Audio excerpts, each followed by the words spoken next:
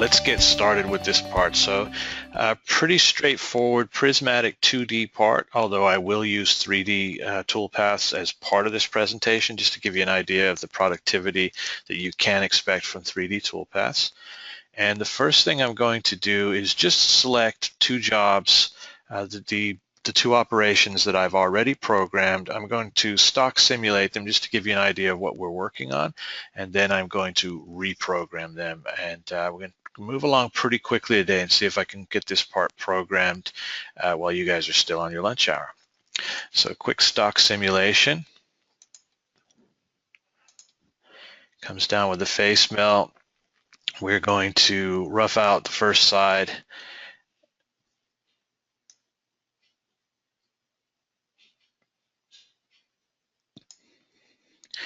We're going to finish the pockets, finish the outside of the part, drill and tap the 632 threaded holes, and drill a couple of 1/4 inch diameter clearance holes, chamfer the part around the outside, and then we'll be flipping the part upside down and machining the rest of the part on the other side.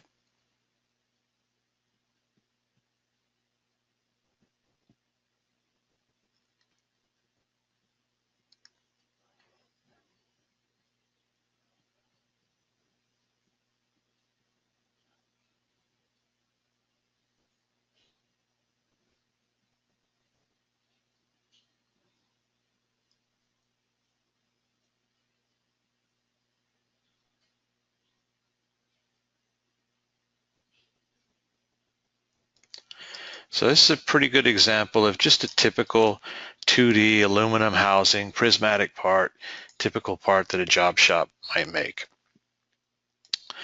Now, I'm going to move along. Go ahead and type questions in. I'm going to try and keep the presentation moving along because there's a lot to cover here in an hour. If I see a question coming in where I need to stop, maybe I missed something or there's something that I really need to cover, I'll go ahead and stop. Otherwise, I'll save up the questions for the end. And what I'm going to really focus on today is the things we need to do. So I'm not going to cover every single checkbox and every single selection, but I'll cover the ones that are pertinent to the particular operation that I'm running at the time. Quick question from Dana coming in. How are you holding the part initially? Sometimes I show this part set in a vise. I could probably, let's try and do this real quick. Let's see if I can open another version of this. Let's see.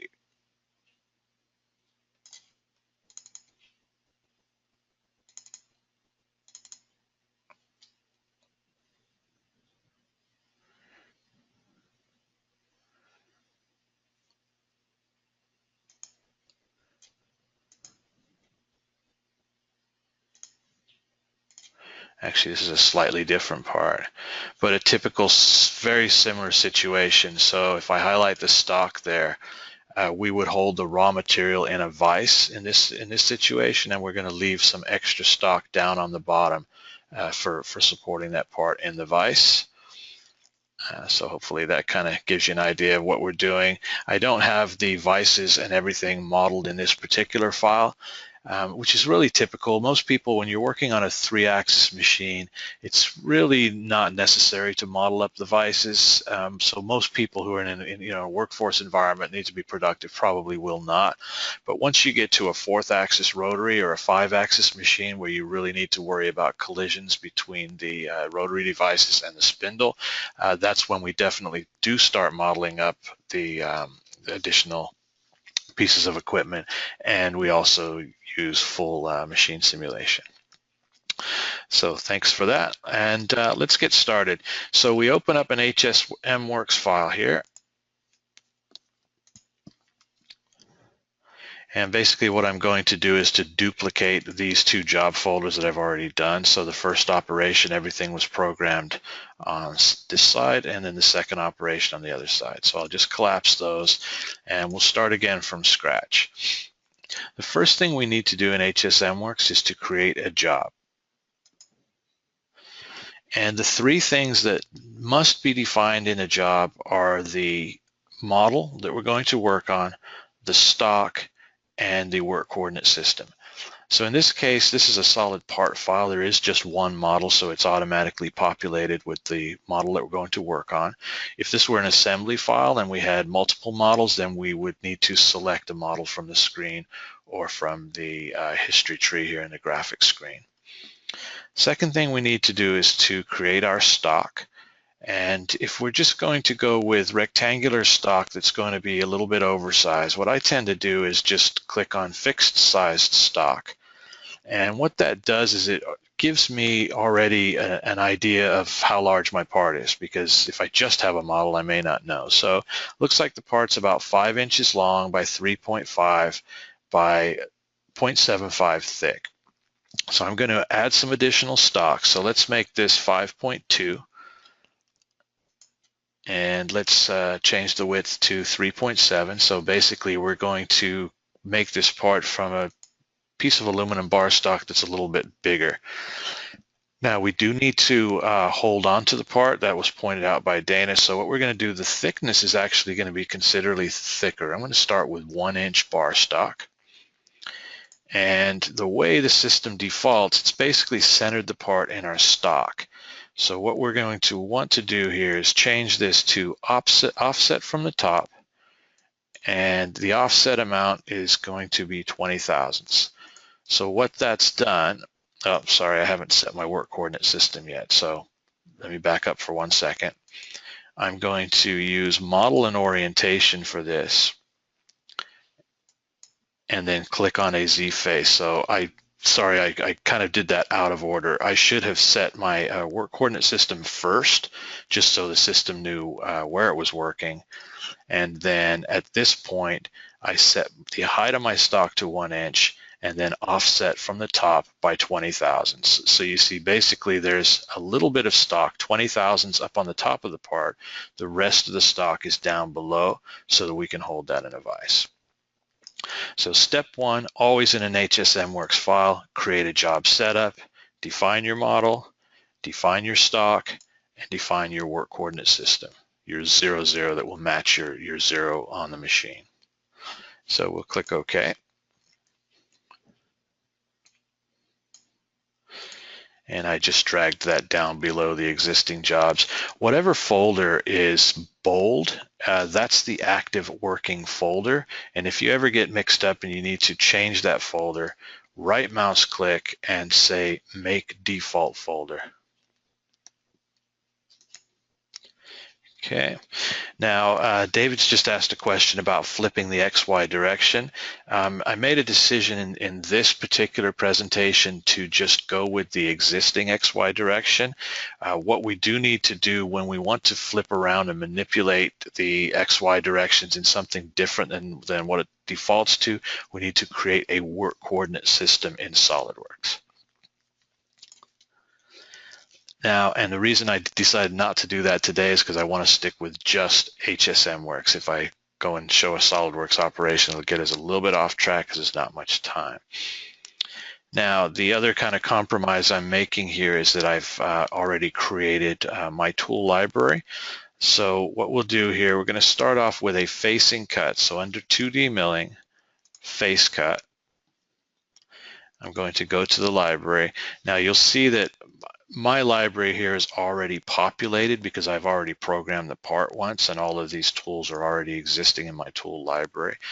But if they weren't, if this was a brand new part, what you can do in the sample libraries, there are several different ways to navigate, but expand the library that says by type, and then choose the particular type of tool that you wanted to select, and that will filter just those tools.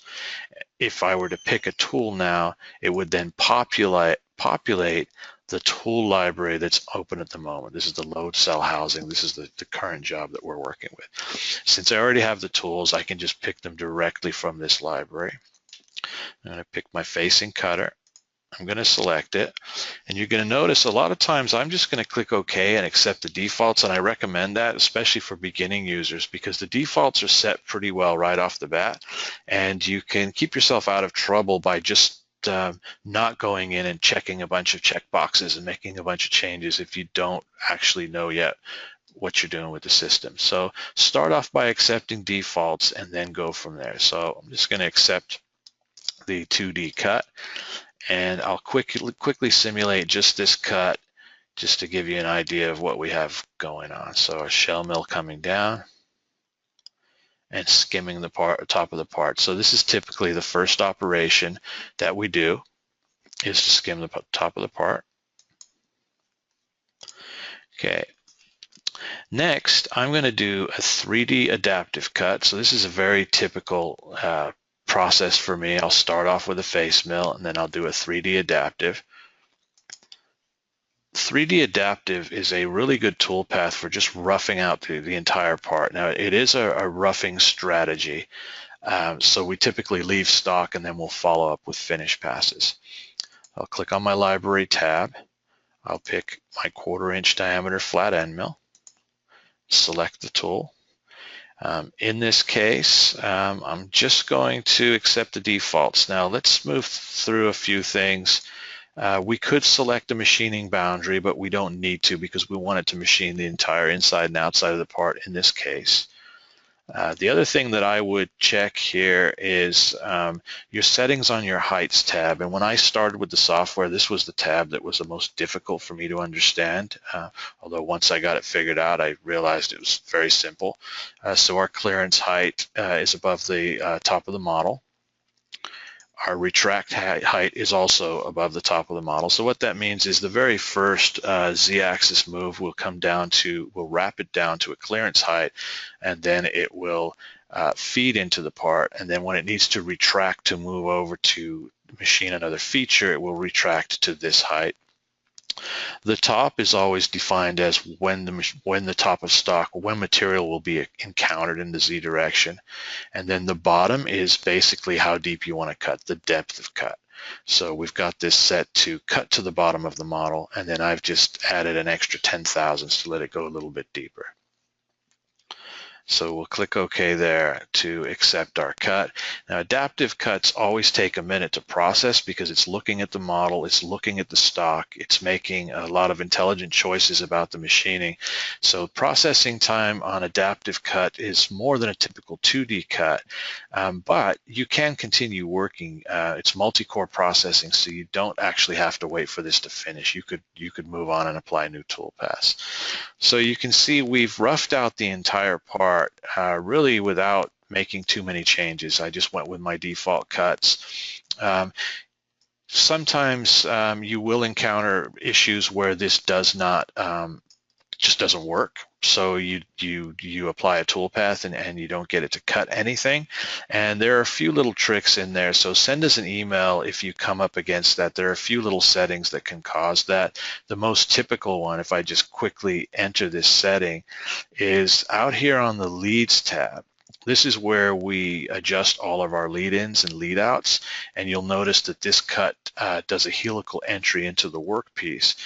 So a lot of times, if you come way down here to this helical ramp diameter, this value is 0.15. So it's going to make a helical entry into the workpiece, and it needs to have at least 150 thousandths per side around the center line to be able to make that move. So very often I find that if I'm in a tight space and the toolpath fails, it might be this parameter that's creating the problem, and you can make that something really small, like 10 thousandths. That will solve a lot of issues. Okay, we'll keep this moving right along here. So we have faced off the top of the part, and we have applied our roughing cut. And the next thing I'm going to do is I'm going to use another 3D toolpath. Again, this is very typical in my process. If you have a lot of pockets or a lot of cavities and a lot of things at different depths, you can apply a 3D horizontal toolpath. And this will automatically find everything that is a flat surface, and it will machine it. So in this case, just that this pocket has been machined, and the tops of these bosses, and the vertical walls around this pocket. So it's a really quick way. It's a really quick way of finishing a lot of features. Now I'm going to move on to a 2D contour cut, and I'm going to finish cut the outside of the part.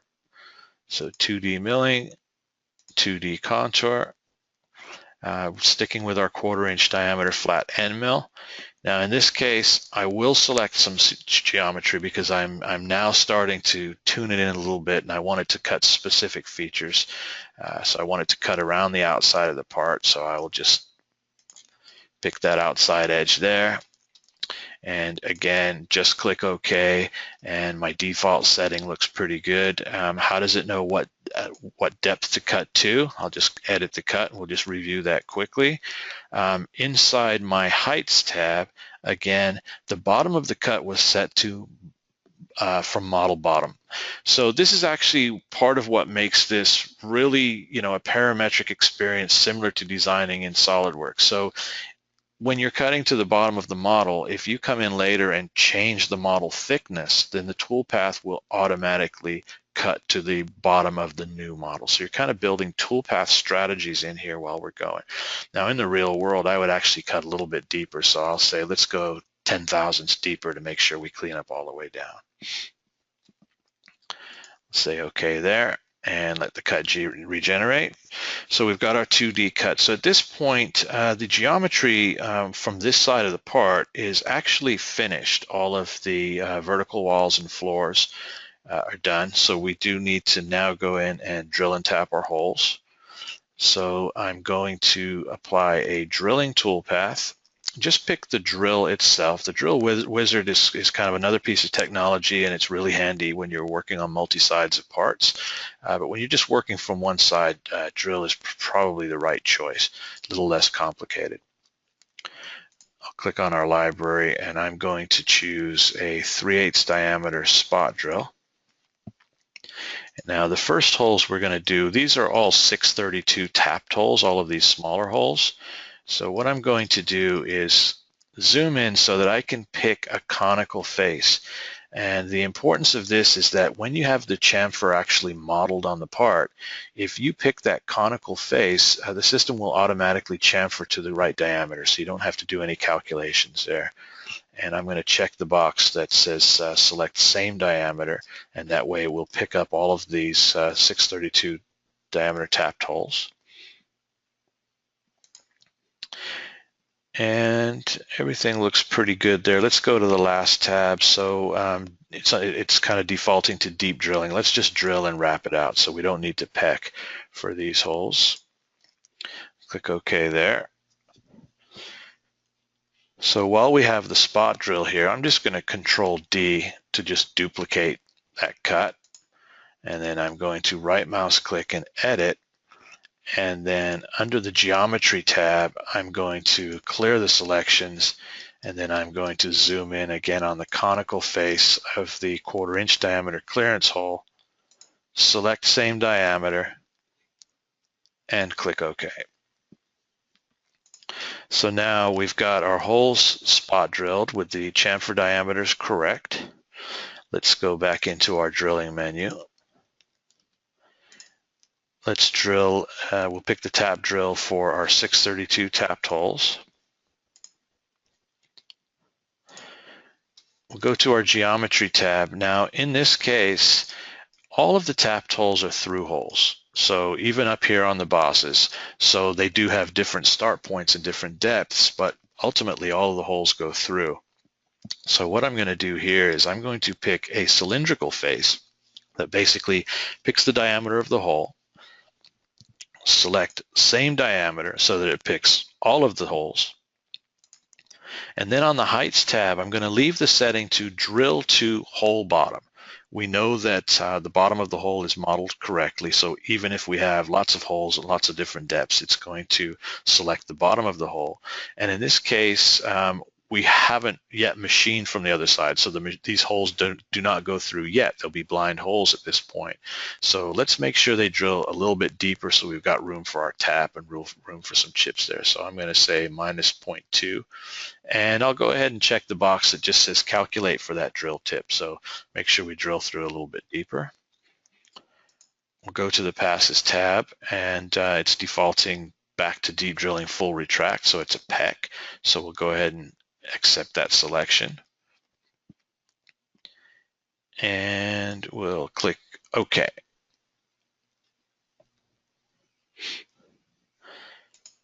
So let's step back for a quick second. A question coming in here. So from David, does that apply only if you use the chamfer command in SolidWorks? Probably referring to the depth of the holes, David. So yes, if the chamfer is modeled on the model, so the chamfer has been created in 3D space, the system will automatically chamfer to the right diameter. If it's not, if the hole was just defined as a hole and there was no chamfer added to it, then you would have to give it a chamfer depth, because in that case you have to define the chamfer somehow. So either define it in the model or just define it in the toolpath. That works fine. Just looking at a couple other questions here later. Will this be available online later? Yes, I've got this recording and I'll post it up and everybody will receive a link. And the other thing I'll do here is I will post up a link to this actual file with the toolpaths completed, so then you can go back and follow along and recreate this part for yourself. As far as another question, why would you care about the dimensions of the tool holder? Yeah, typically you don't need to care about the dimensions of the tool holder as long as the tool holder is not in danger of hitting the workpiece. So on a typical vertical milling job like this, as long as your tool is sticking out of the holder far enough where there's no collision, then it's not an issue. The tool holder is not an issue at all. But when you get on a 4-axis or 5-axis machine, you definitely do want to think about your tool holder, because there are other things that you could potentially collide with. So let's keep this going. So we've got our 632 holes drilled. So let's just select the operation, Control D on the keyboard to duplicate the operation. I'm going to right mouse click to edit this operation, and we're going to go ahead and pick the tap now and tap these holes. So 632 tap. No need to change anything on the geometry tab. On the heights tab, the tap is now following the drill. We don't want to drive that tap all the way to the bottom of the hole. So I'm going to make an adjustment here, and I'm just going to say go minus 0.1 for the tap, a little bit deeper than the hole diameter itself. And then on the passes tab, I'm going to change this to a tapping cycle and go ahead and click OK. And we have our holes tapped.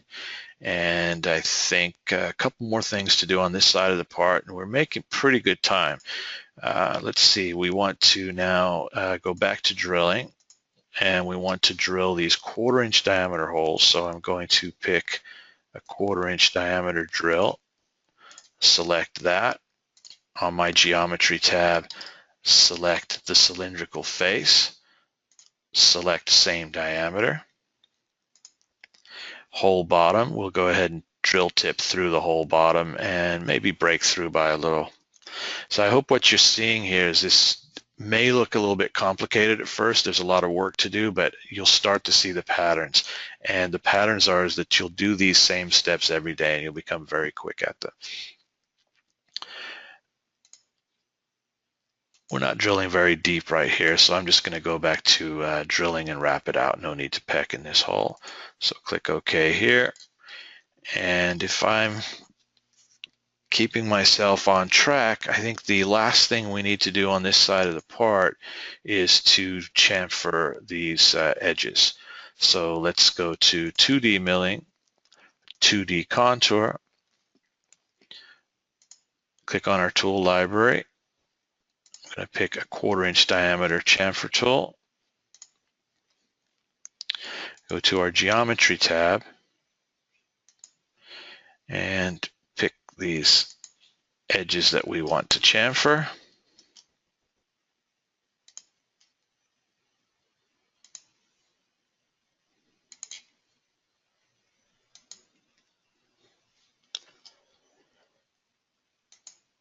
On the heights tab, what we want to make a little change here, because we don't want to cut to the model bottom right now with the chamfer tool.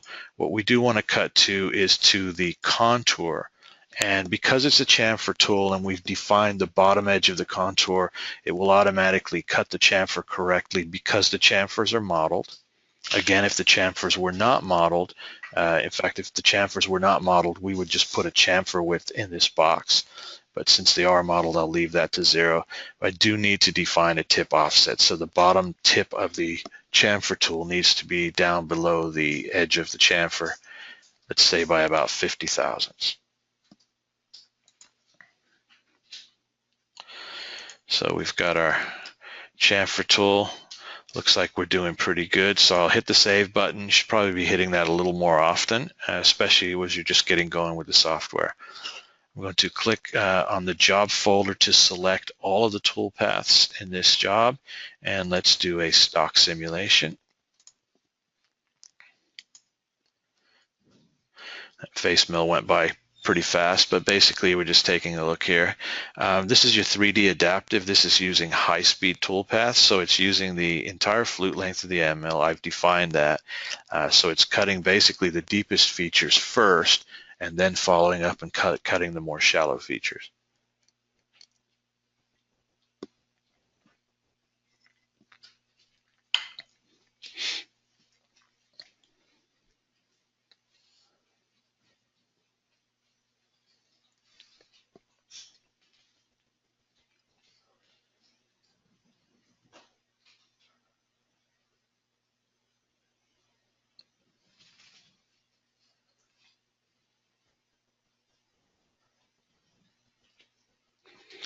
Okay, so it looks like we're in pretty good shape.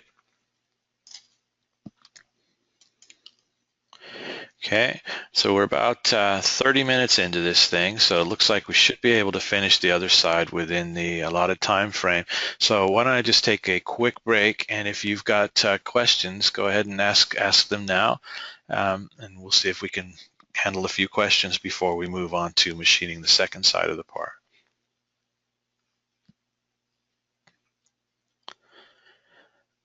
So I have a question here from Dan. Can you program chamfer contours with different values in the same operation, or do you have to create additional operations for larger or smaller diameters? So that depends on whether the chamfers are modeled or not. So if the chamfers have not been modeled, so they're just, you're seeing just square edges on the model, and you want to apply chamfers, what you would have to do is, in that case, you would have to do them separately, and then you would put your chamfer width in this dialog box here. So if you had some chamfers that were 20,000, some were 50, but in this case, where the chamfers are actually modeled, then you would just need to pick the bottom of the chamfer, and the software will take care of everything else. So that'll happen automatically.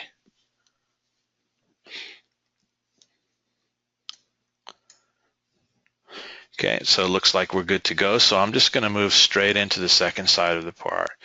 So I'm going to flip the part over from left to right, just kind of in the graphic screen there using my mouse wheel. And now we're going to create a job folder for the second side of the part. So click on job folder. So what we're going to do here, I should probably back up. We would post-process our first operation, and then we would create a new job folder to post-process the second side of our operation. So to begin selecting the second side, let's see, a quick question here. Will the program let you choose the wrong tool for a function?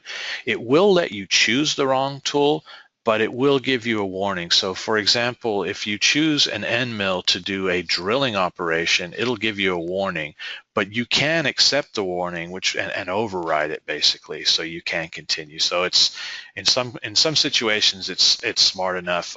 In other situations, I mean, you know, if the question is, will this stop you from making a mistake? Not necessarily. We could still make mistakes. The software won't catch it all. Question from Tony. In the chamfer, it almost looks like it will hit the post. So yes, Tony, I was actually concerned with that, and I was wondering if anyone would notice.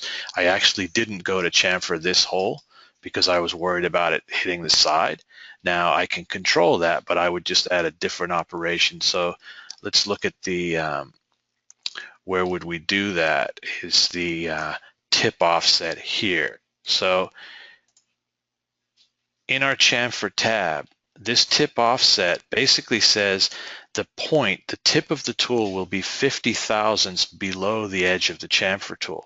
So that's where we have adjustment to where the outside diameter of the chamfer tool is, because if we make this tip value larger, the tool will need to scoot over further to accommodate it and down. So that's where your adjustment is if you're coming up against tight walls.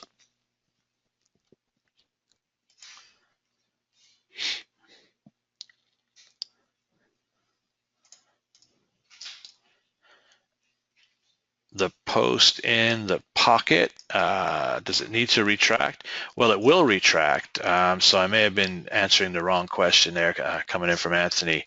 Yeah, I did not see a collision when we did the simulation, so I think we're okay. And if I'm not answering that question correctly, just send me an email, Tony, and we'll follow up on that. So let's go ahead and do our job setup for the second side of the part. Again, the model has already been defined, and I'm going to come down here and do the work coordinate system first in this case, model and orientation, and click on the face to set the Z height correctly. I'll accept that for now. And on the stock, I'm going to go back to my fixed sized box. I'm going to define the stock the same way I did in the first operation.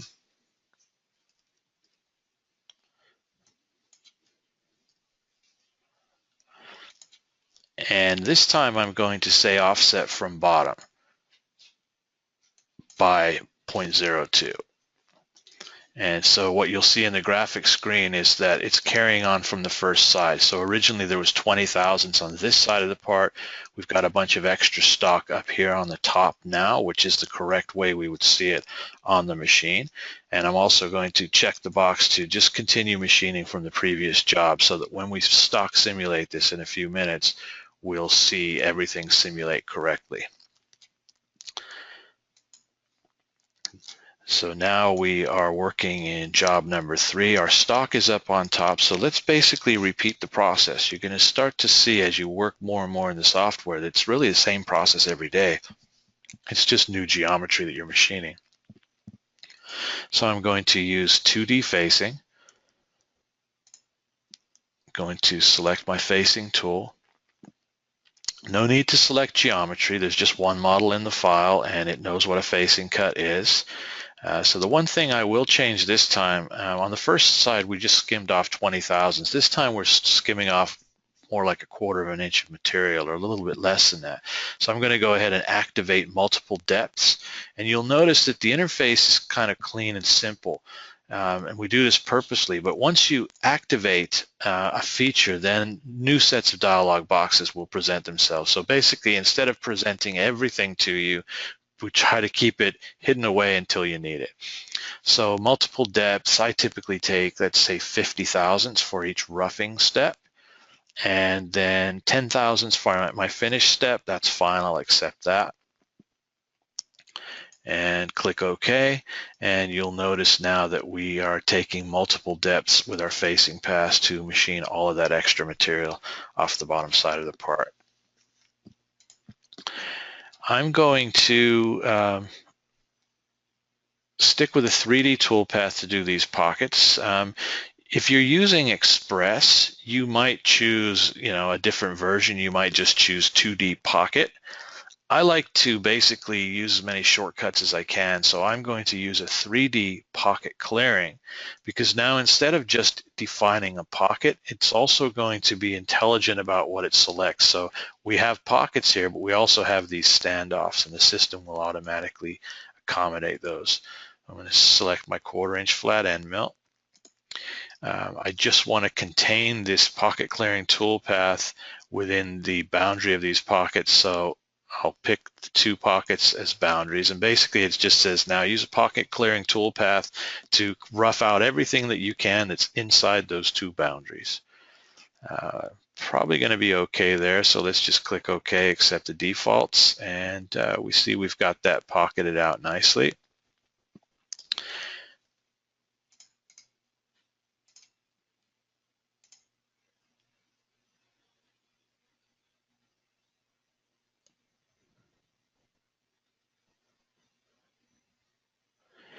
Just checking on my step down here. I didn't actually practice much of this this side of the part, so let's change that to maybe 0.1, get a little more productivity out of that pocket clearing toolpath. So, you know, that's pretty good depth of cut. We could make it deeper. We could certainly go 1/4 inch deep without any problem in a pocket like that.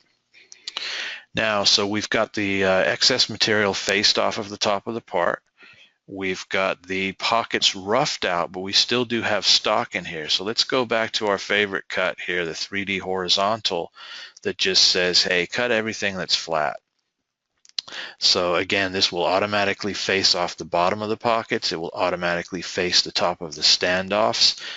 It will automatically machine the vertical walls that are connected to the pocket and the standoff. So this really is one of my favorite toolpaths, the horizontal toolpath. It's a real time saver. Okay, what else do we want to do here? We're almost finished with this part, folks, so we're actually moving along pretty well. We definitely do still need to chamfer the edges, so I'm going to a 2D contour. I'm going to pick the 1/4 inch diameter 45-degree chamfer tool.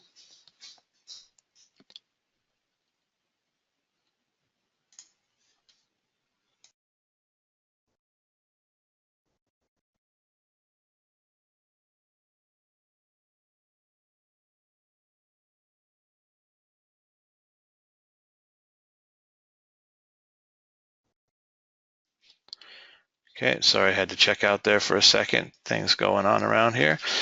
So we've got our 2D diameter, our 2D our 1/4 inch diameter chamfer tool selected. Click on the Geometry tab. Pick the bottom edge of the chamfers. Again, these chamfers could all be different sizes, and they will be accommodated as long as they're modeled. It's the beauty of integrated CAD/CAM.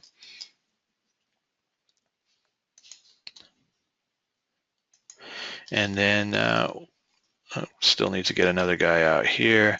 I'm going to leave this 1/4 inch diameter chamfer out of it for the moment for the same reason we were talking about a few minutes ago. I'm in danger of hitting the wall if I chamfer this. So I'm going to leave it off of this cut, and then I'm going to show you how we're going to handle that in a minute. So it looks like we've got, still need to do the outside. So we've got everything picked there for our chamfer.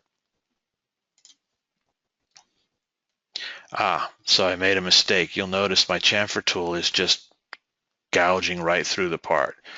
So what I need to do is right mouse click and edit that cut and go to my heights tab. And again, it defaulted to cutting to the bottom of the model. What I need that to be for this chamfer operation to cut correctly is to select from contour. That tells it to use that as the depth, and it will automatically calculate. The other thing I forgot to do was give myself a tip offset. So now when we say OK, we've got a little better chamfer tool there. Okay. So we've got a 3/8 diameter spot drill, but I think if we come down and chamfer this hole, I think we're still in danger of hitting this wall with our 3/8 diameter spot drill. So we're going to go ahead and use the chamfer tool to apply these chamfers, but I'm going to change the setting a little bit so that it works correctly, hopefully works correctly because I haven't practiced this. So 2D milling, 2D contour. We're still defaulting to our chamfer tool. So on the Geometry tab,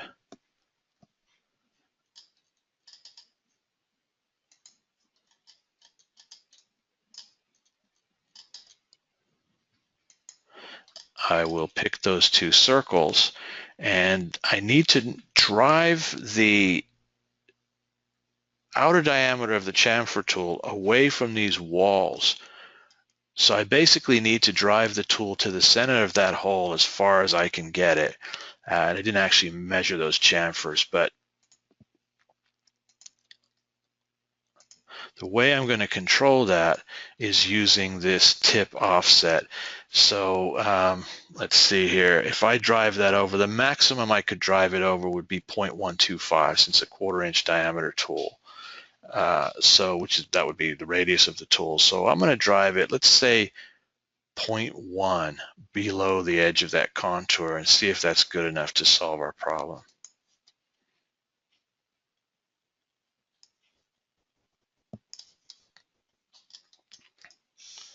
So something it actually doesn't like about that, and maybe that's too much, maybe it can't do that and effectively chamfer the hole. We'll see there's a little yellow check mark here. So I'm going to right mouse click and say show log and see if that gives me a clue. Okay, a contour was not machined because the given lead parameters would cause a collision. Interesting. Okay, so let's close that. Let's go into our lead parameters. And potentially the problem here is the lead in entry and the lead out entry seems like that's going to create a problem. So let's just turn those off and regenerate the cut and see if that solves it. So there we go, by turning that lead in and lead out off. So what's happening is I'm driving the tool so close to the center of the part with that tip offset that it wasn't able to effectively complete the operation. So when you do have a problem with an operation, you'll see a little a yellow check mark. Now sometimes it will complete the operation, it'll just truncate some value, so sometimes it's actually okay, but if you right mouse click and say check log, you can typically get a clue to what's going on. So let's have, let's see, got a question coming in here from Tony. In horizontal, do you have cutter comp control? No, we don't have cutter comp control on the horizontal toolpath. So if you need, if you've got tight tolerances that you want to hold there, then you would just add a 2D contour or even just a pocket toolpath to get cutter comp. So let's see, I think we got everything finished here if I've done it correctly, and we won't really know until we simulate. So I'm going to control select both folders. I'm going to go to stock simulation and go ahead and simulate the operations, and first things are happening on the underside there. I'll speed that up a little bit.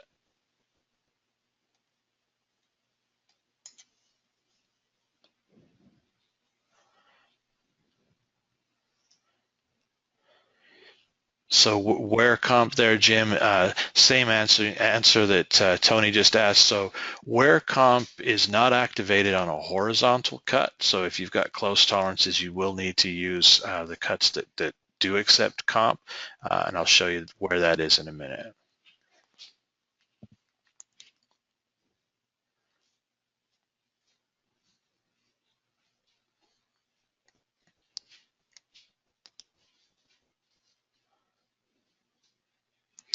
So we'll let that kind of simulate through, and we're getting close to the end of the first side. And now we're machining off the second side.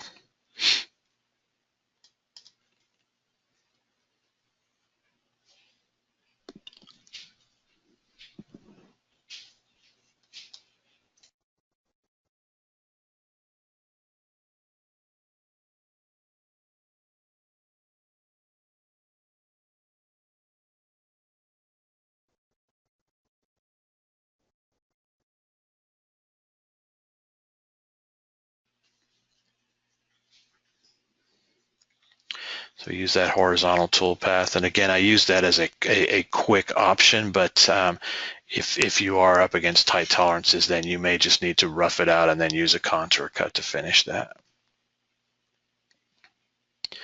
And we'll see what happens with these last two holes if we actually have done it, and we have successfully chamfered the holes without hitting the sidewall by changing that tip offset.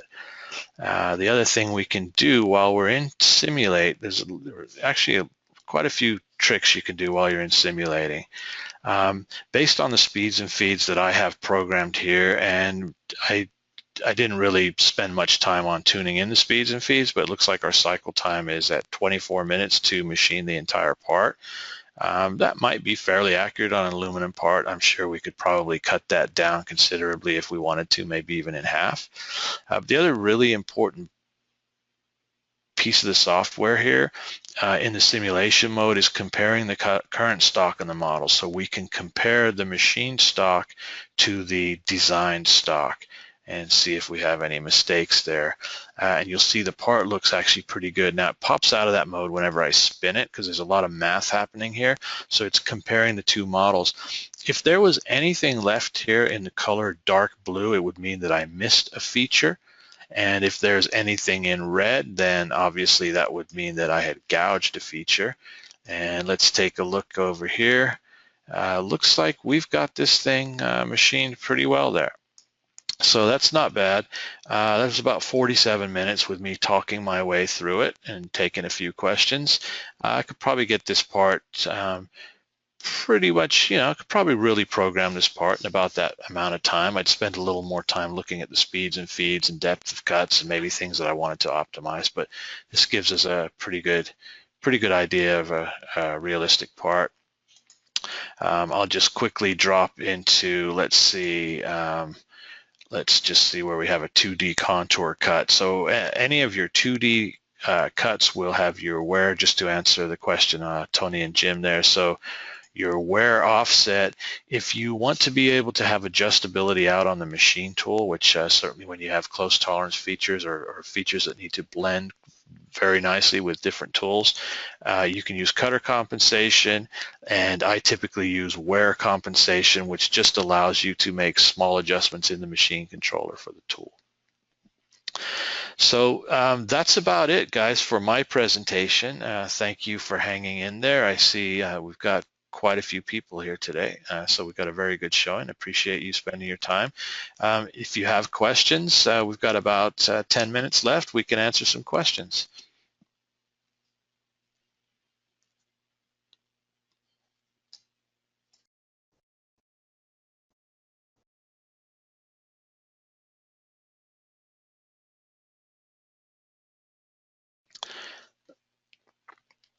So let's see here. So a question coming in from Michael, can you post-process this? Yes.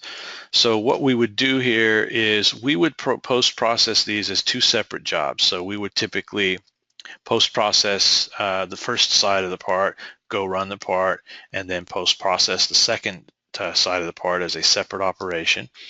So I'll pick a job folder. I'll click on the post-process icon,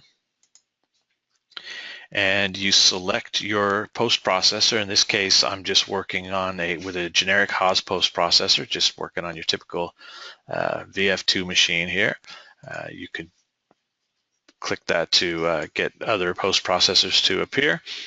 And then we click post. I can tell you you're going to get an error right here. So it populates this program name or number, typically with the name of the file, but a Haas machine can only accept up to a 4-digit number in this space. So I'm just going to add a program number here and click post process.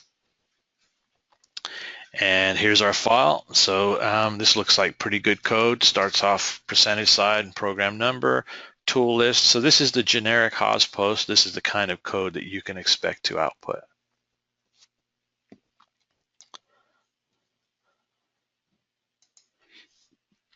The Haas post processors are factory tested. So we sent the Autodesk developers into Haas, and they factory tested all of the post processors. Some other machines, so a generic FANUC post processor, we post process good code. If you have machine types that have a little bit different requirements than your generic FANUC or your Haas, then we do have to make some post processor modifications, but we can typically handle that for you.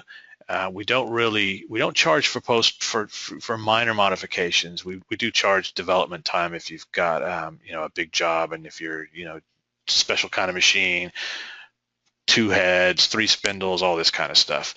But for just your standard stuff, we'll fix those at no charge. But we do ask that you do some legwork on that. So what we need, if you want to do post-processor modifications, we need you to output a test file and give us a copy of that file. and we need you to mark up the text file, the output post-processed file, exactly with the changes that you need. And if you can give us that information, then we'll be happy to fix up your post for you. Let's see here. So got a couple people saying thank you, and thank you back. We do appreciate you spending your time here. Let's see. How do you set the second work coordinate system to be able to probe it when flipped? Not sure if I'm understanding that correctly there, Bo, but the way I set the second work coordinate system here, I guess I kind of cheated. And since we've got a few minutes here, why don't I just go ahead and show you that, because David had already asked me a similar question earlier. So let's do this. This gets now a little bit deeper onto the SolidWorks side, but we'll go ahead and handle it. So let's say I was starting off a new job, and I click on my job folder, and it picks the model, and I come in here to my work coordinate system, and I say use model and orientation, and then I click on the top face to set it, and my x-axis is going the wrong direction. How can I flip that red thing to the right? Now, for those of you who are watching this and you are Inventor HSM users, good news for you. You just grab that little icon and flip it over yourself. We haven't got that quite developed in the SolidWorks side. It's been a problem for a while. It is one of the top 5 priorities for being fixed and is being worked on, but it's a problem for us right now. So if I have this problem and it's not flipping the way I want it to, what I typically do is, I'm a SolidWorks user, so it's kind of easy for me to do, but if you're not a SolidWorks user, well, this is the one thing you're going to have to learn how to do in SolidWorks. So what we do, and this is typically what I do, is the first thing I do when I come into a new file, because I don't want to face this problem, is I create a work coordinate system in SolidWorks. So it'd be the one thing I have to do in SolidWorks. Now, that's super easy if you know SolidWorks. If you don't know SolidWorks, well, you've got something to learn. So let's go ahead and do it, and then you'll know how to do it. So what I need is I need a feature that represents where I want to put my origin, and I need to create a work coordinate system that gets my X, Y, and Z coordinates moving in the right direction. So the first thing I'm going to do is create a feature that can be my origin.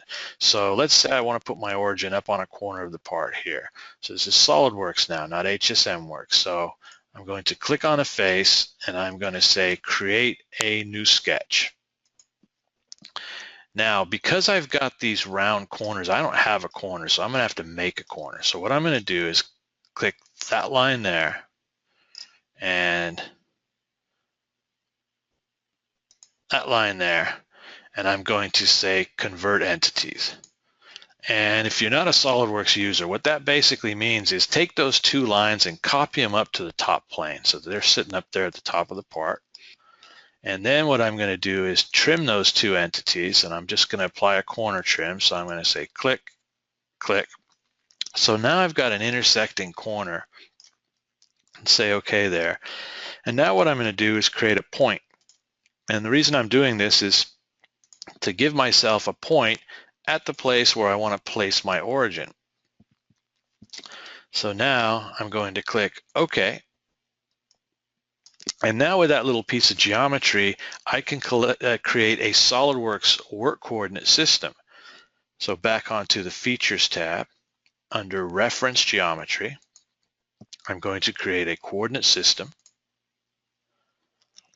This first box that highlights is waiting for me to show the origin. So I'll come in and pick that point.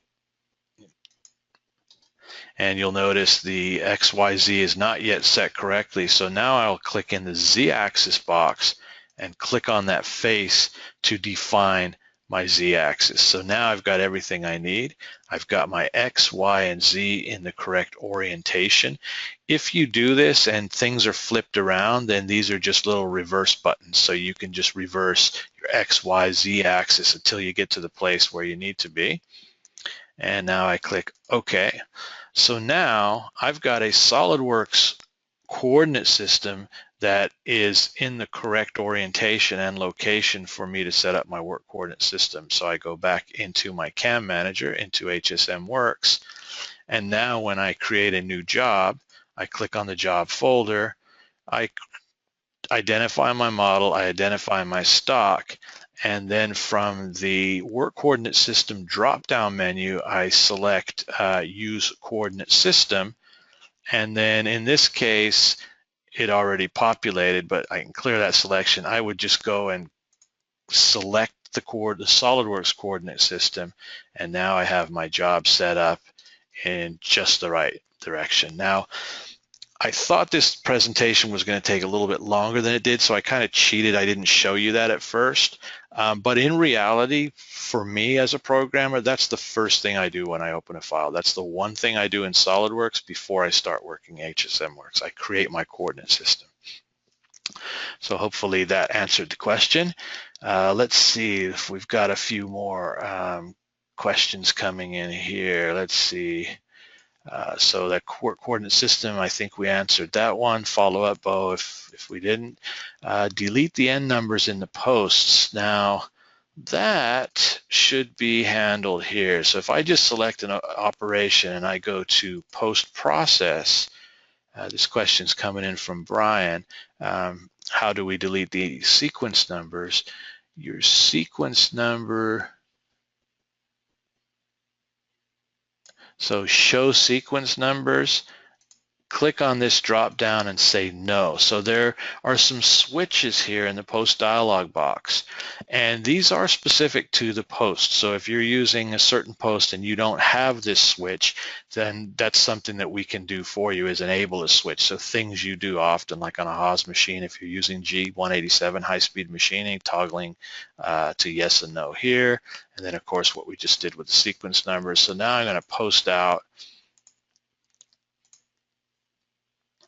and we have no more sequence numbers at the beginning of each line. So hopefully that answers that one. Coming in from Dan, Derek, not related to what you showed us today, but can I get machine simulation for my Haas VF2? So let's see here. What we do there is I will type in my email address, derek@p9cam.com.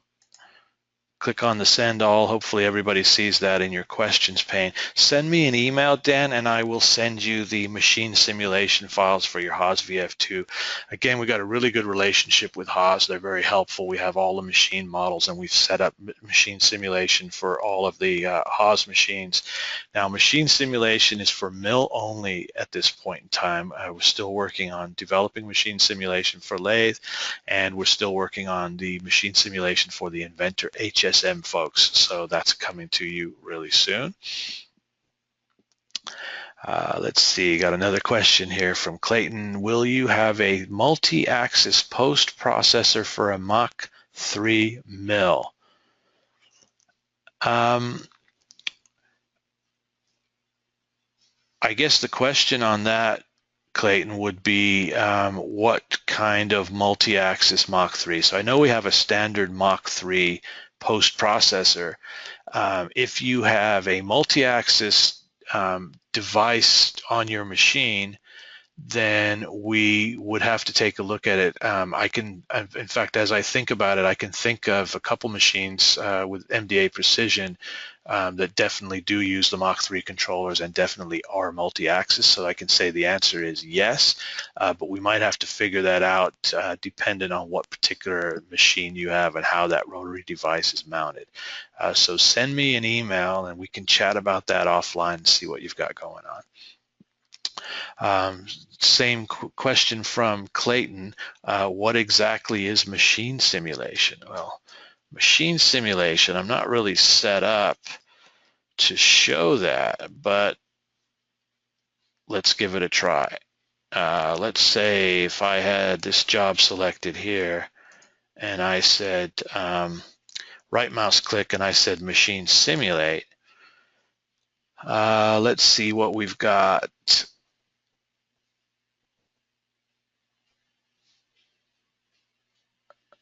Let's just put it on our UMC 750, why not? And we're off script here, so something can always go wrong when we go off script.